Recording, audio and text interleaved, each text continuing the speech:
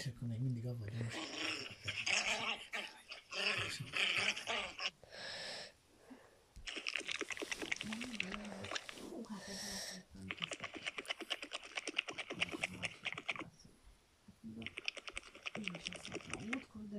Te is meg Enci is közöttétek. Most meg ugyanazt a képet mutatom. Akkor valahogy máshogy láttam.